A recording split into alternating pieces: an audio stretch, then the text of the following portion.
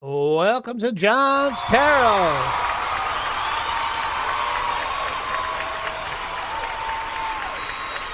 Thank you very much. I hope you're all having a good week and things are developing well for you in today's challenging world. Today I'm going to do something a little different. I'm going to talk about the Tao. What is the Tao? I've heard you talk about the Tao a little bit. What is the Tao?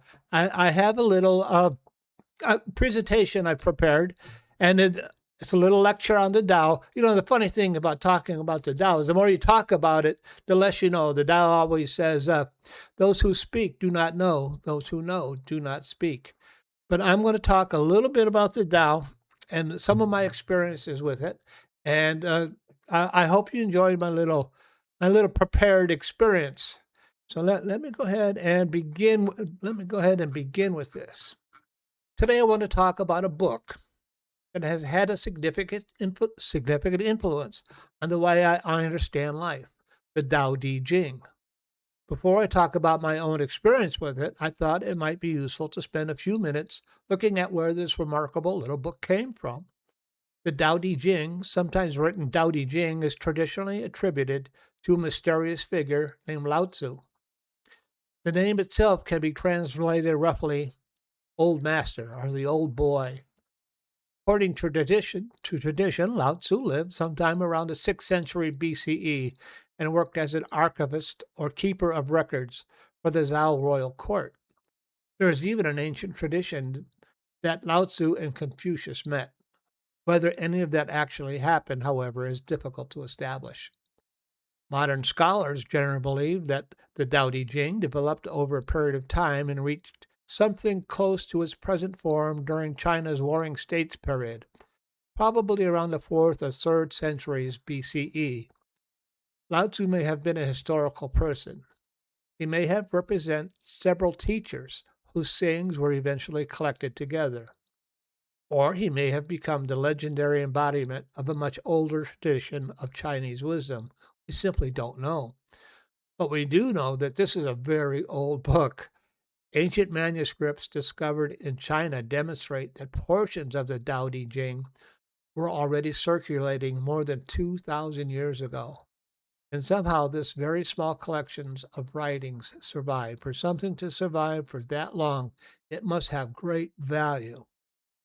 The Tao Te Ching contains 81 short chapters. Some are only a few sentences long.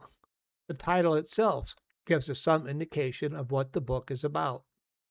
Tao is usually translated as the way. T is more difficult. It can mean virtue, integrity, inner power, or the natural quality that emerges when something lives according to its own nature. And Ching means something like classic or authoritative text. So we might loosely translate Tao Te Ching as the classic way, the classic of the way and its virtue. But even that translation immediately presents us with a problem. Because what exactly is the Tao? Lao Tzu answers that question in the very first chapter, and his answer is essentially, if I can completely explain it to you, it isn't the Tao. The famous opening tells us, the Tao that can be spoken of is not the eternal Tao. And I have always found that fascinating. Before the book teaches us anything, it warns us about the limitations of our own concepts. Whatever definition we create is not reality itself. The map is not the territory. The Tao isn't exactly God. It isn't simply nature. And it isn't a set of commandments telling us how we're supposed to behave. It's something more fundamental. It's the underlying way through which things naturally unfold. We can observe it in nature. We can observe it in other people. And perhaps most importantly, we can observe it operating with our own lives. One of the central ideas associated with Taoism is called Wu Wei.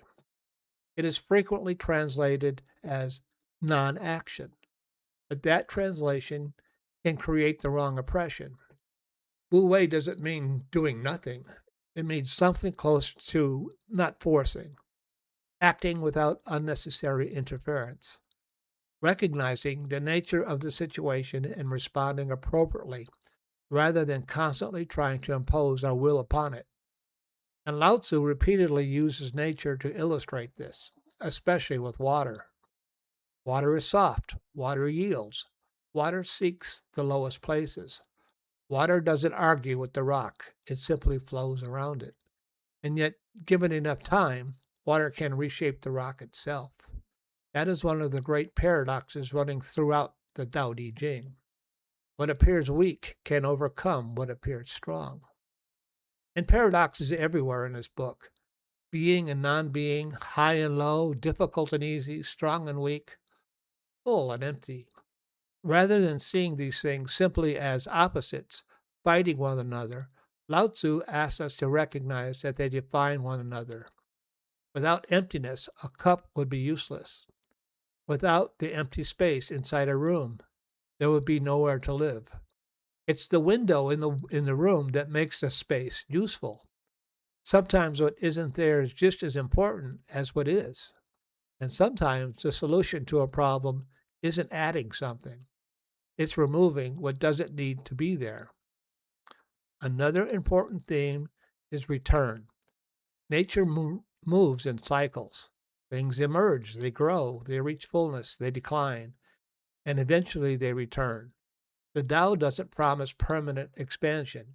It doesn't tell us that everything should continually become bigger, stronger, or more successful.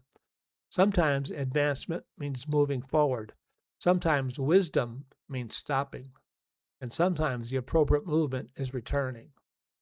There is a rhythm to things, and much of the wisdom of the Tao involves learning to recognize that rhythm rather than fighting against it. There is another historical detail that I think is particularly important. The Tao Te Ching emerged during a period of tremendous instability in ancient China. The Warring States period was characterized by political conflict, competition between kingdoms, and repeated warfare. And yet Lao Tzu's response to disorder was often not more control. Again and again, the book questions excessive force, excessive ambition, excessive accumulation, excessive interference. It repeatedly suggests that our attempts to control everything may actually contribute to the disorder we're trying to eliminate. That's an extraordinary idea, especially because it remains so relevant. We encounter uncertainty. We become uncomfortable. So we do something. Then we do something else. Then we interfere a little more. And sometimes we've become so busy trying to make reality conform to our expectations that we can no longer see what reality is actually doing. The Tao suggests another possibility. Observe. Wait. Respond when response is necessary. And don't force what isn't ready. Over the centuries, the Tao Te Ching became one of the foundational texts that we now call Taoism. But it's important to understand that the philosophical traditions associated with Lao Tzu and another great Taoist thinker, Zhangzi, existed before the development of organized religious Taoism. Religious Taoism would eventually develop templates, rituals, priests, deities, meditations, practices, and elaborate systems of spiritual cultivation. But the little book we're discussing today is much earlier, and perhaps that's the part of its appeal. You don't have to become a Taoist to read the Tao Te Ching.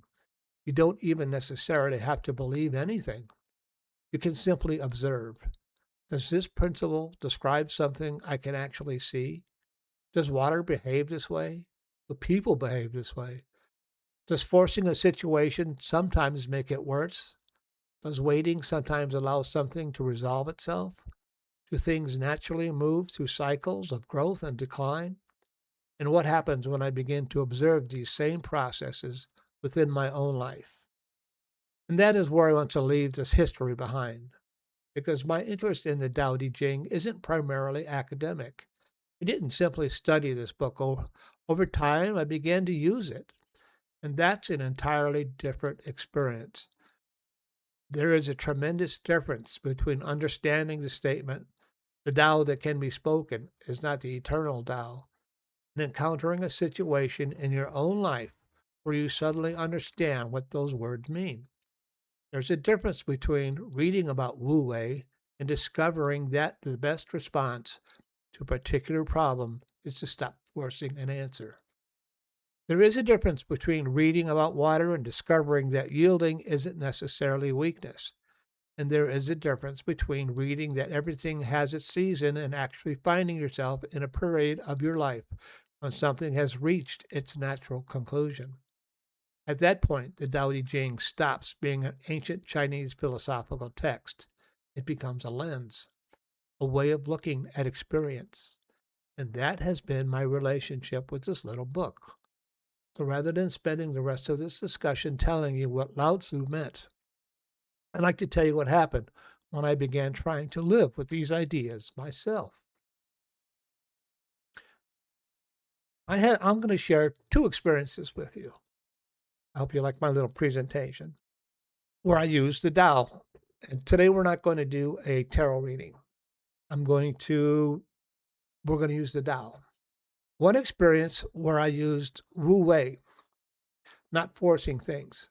There's a passage in the Tao Te Ching that talks about the sage who can sit with muddy water and wait for it to clear. The sage. So we were going through a period in my home while we were having the kitchen remodeled, and what a having contractors come and remodel your home, what a nightmare. And these guys were the worst. I mean, I'm not going to go through the whole thing, but the house was a mess. It was an absolute mess.